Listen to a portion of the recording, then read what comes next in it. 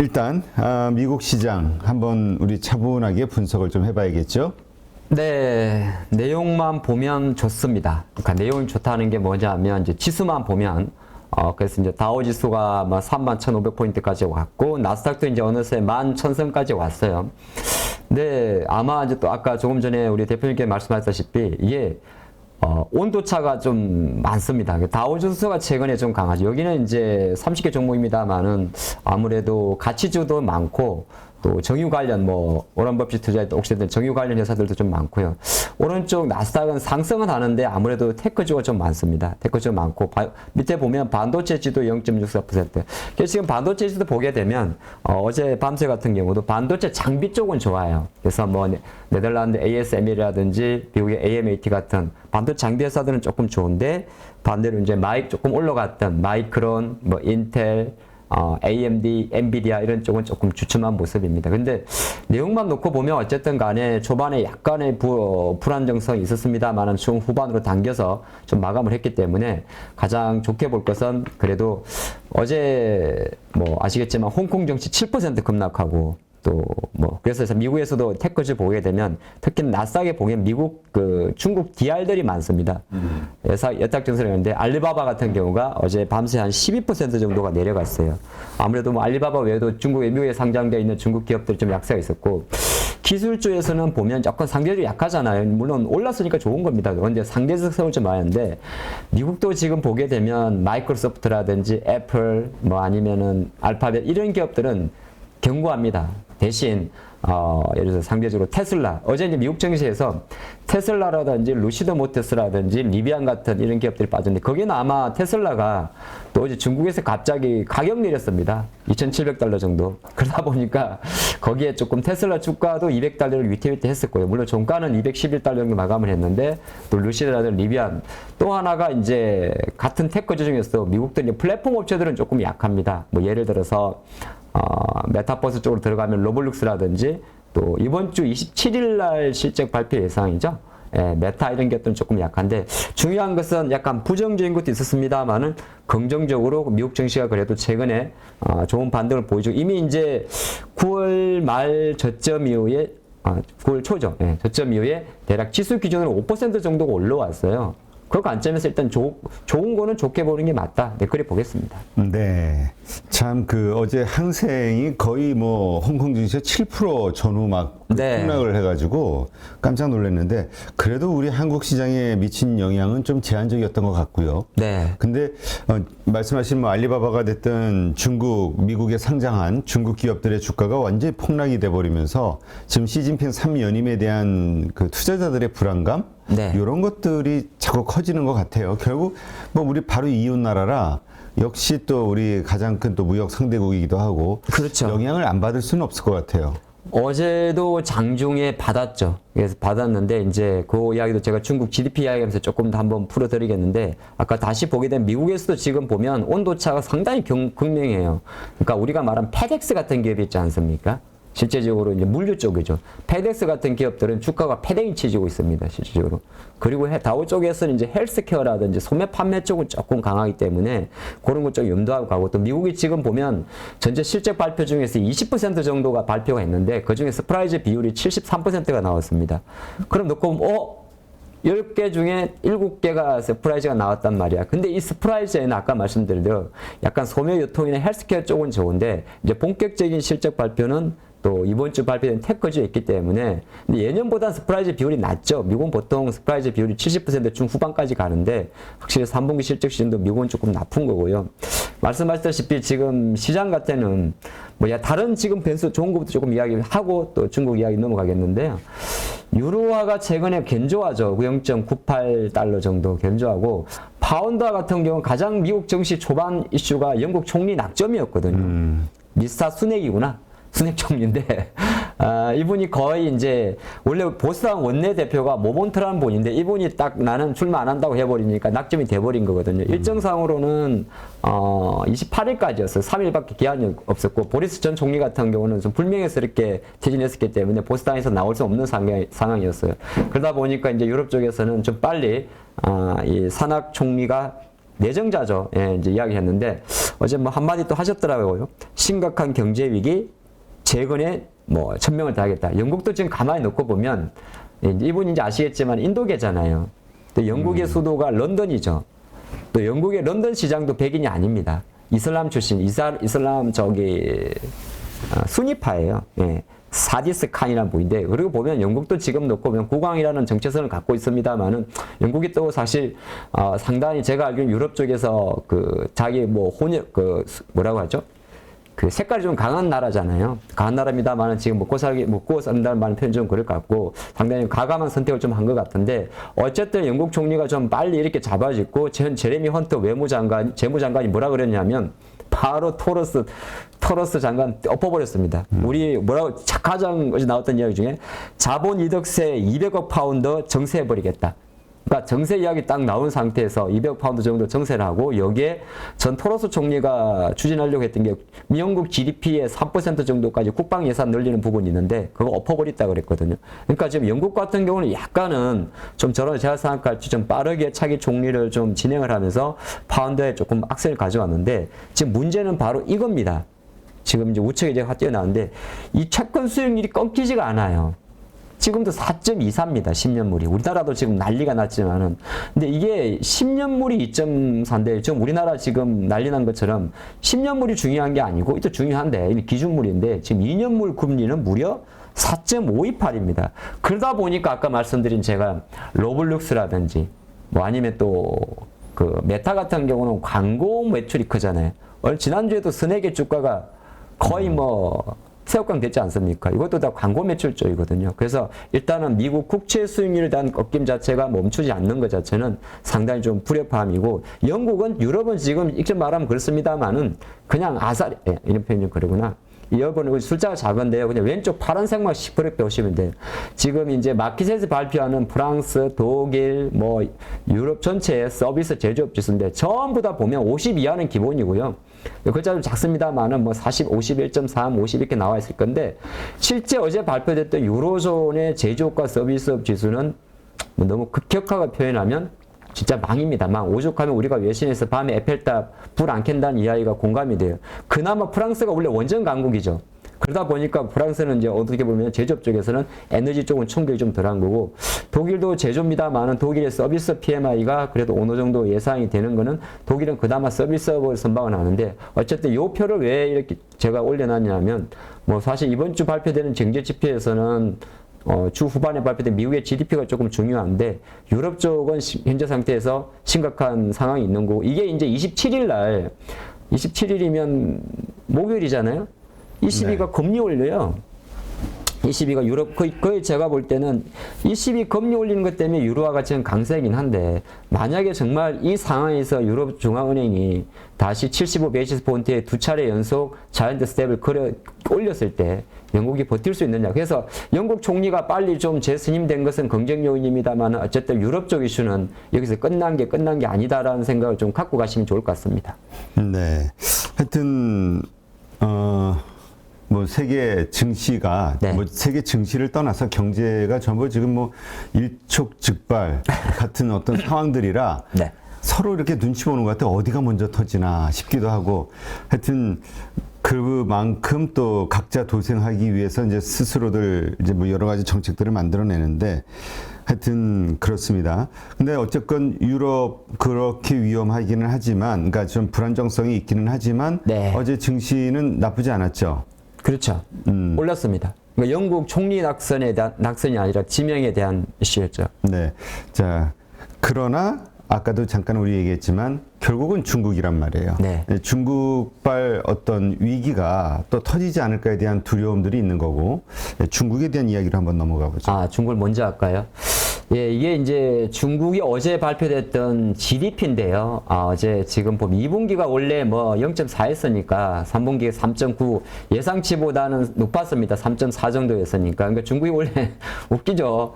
지난주 발표했는데 딱 지난주 중국 20차 당대회 끝나고 월요일날 발표를 해버렸어요. 3.9니까 예상치보다는 잘 나왔다 보는데, 이 예상치보다 잘 나온 게 중요한 게 아니고, 이거 3개 다 더해버리면 3%밖에 안 되거든요. 그러면 쉽게 말해 제가 어제 오죽하면 산수를 해봤습니다. 중국이 올해 4% 갈라 그러면 어느 정도 돼야 되냐 계산해 봤더니 4분기에 7%가 나와야 되더라고요. 단순 계산으로. 절대 불가능한 거죠. 그러면 중국은 이제 원래 작년도 세웠던 5.5%를 완전 물 건너 간 건데 중국 경제가 심각하다는 걸 이제 여기에서 우리가 볼 수 있는데요. 우측을 먼저 한번 볼게요. 이거는 중국의 주요 수입 시장 점유율입니다. 이걸 반대로 해석하게 되면 아시아는 중국의 14%에 이제 수출을 한다는 거겠죠. 한국도 뭐 8%니까 중국의 수입 시장이니까 다른 상대 국가 관점에서는 수출국의 개념이 되는 거잖아요. 이런 개념인데 어쨌든 중국의 경제 위치는 아세안, 그 다음에 가까이 있는 대만, 한국, 우리나라는 실제적으로 그렇습니다. 최근에 삼성전자, 하이닉스 주가는 견조합니다만은 전체 반도체 매출의 절반 정도가 중국에서 나옵니다. 나오기 때문에 여전히 이제 중국의 부진 자체는 아시아 쪽은 안 좋은 건데 이거는 이제 노말한 거고 뭐가 안 좋냐면 중국이 제조업 쪽은 나쁘지가 않아요. 보통 뭐라 하면 이제 산업 생산이라고 이야기하는데 요건 한 6.3% 정도면 지금 연초랑 비교하면 좋습니다. 대부분이 어제 총리로 지명된 밀상?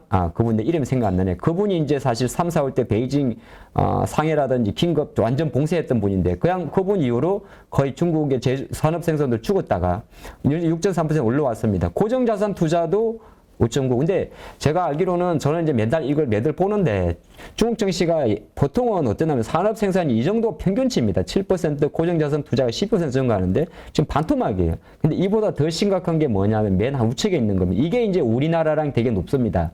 뭐 예를 들어서 화장품도 포함인 거고 소매 판매라는 게 미국도 항상 발표됩니다만 한 6.7% 정도였는데 어제 보게 되면 2.5%입니다. 그러니까 지금 중국 같은 경우는 지금 뭐 5%의 실업률이라든지 이런 거 생각할 때 아무래도 시진핑이 이제 3기 체제에서 어떤 그림을 그려갈지가 가장 중요한 거거든요. 어제 이제 H지수 근데 나중에 시간 될 때 아마 홍콩 H지수 연봉 한번 보시면 이미 10년 전부터 죽어 있었어요. 근데 최근에 이제 워낙 많이 때리고 있고 지금 중국 테크주들이 많이 이제 주가 많이 내려가는 데는 아시겠습니다만 리커창과 이번 신임 상하이 당주석의 색깔이 다르기 때문입니다. 이번에 내정됐던 공식 확정은 3월 전인 때도 확정이 되는데 우리가 이제 시진핑 주석 말고 그 밑에 있는 실제적으로 보통 보니까 상하이 당서기가 그렇게 올라가더라고요. 그래서 이번에 신임 상하이 당석이 쉽게 말해서 리커창의 후임 총리 같은 경우도 거의 대부분이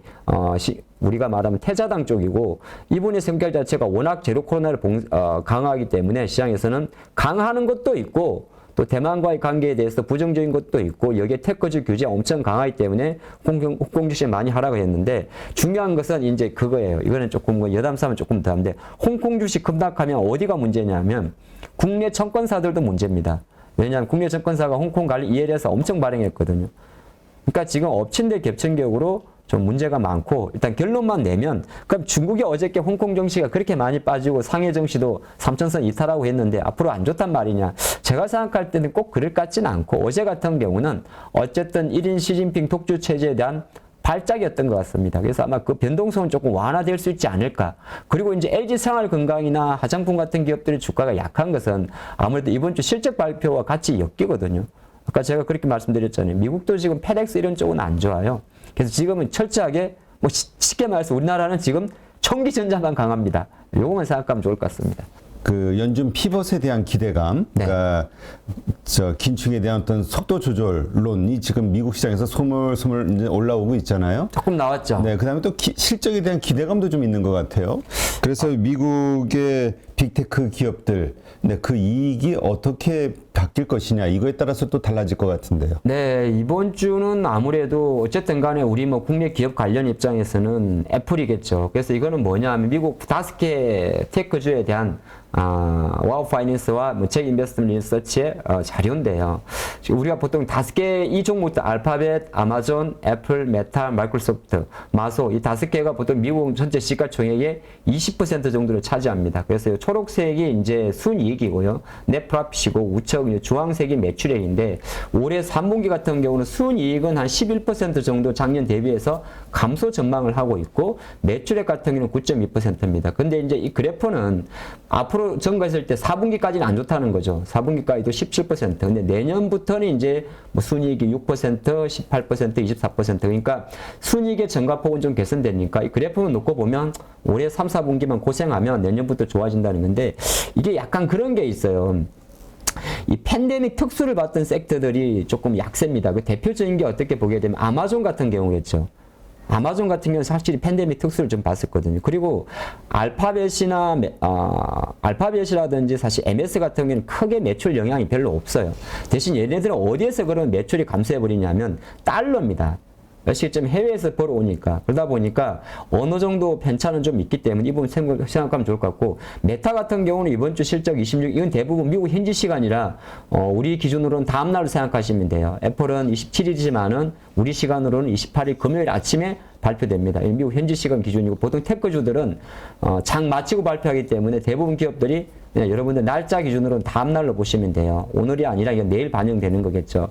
그걸 보는 건데, 가장 중요한 게 애플에 대한 전망은 어떠냐 보겠냐면, 지금 제가 블룸버그 자료를 좀 봤더니 애플의 3분기 매출은 한 887억 달러 정도고요. 작년 대비해서 6.4%, 그 다음에 EPS 추당 순이익은 1.27달러 정도로 2.4% 정도인데, 이거는 예상치고 가장 중요한 건 뭐냐면 아이폰 14의 3분기 매출 영향입니다.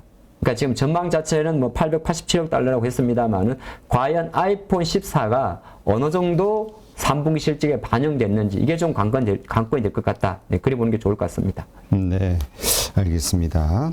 자, 이제 한국으로 넘어가 볼까요? 지금 LCC 문제, 뭐 네. 채권 시장이 지금 요새 되게 유동을 치고 있는 것 같은데 한번 좀 설명을 해주시죠.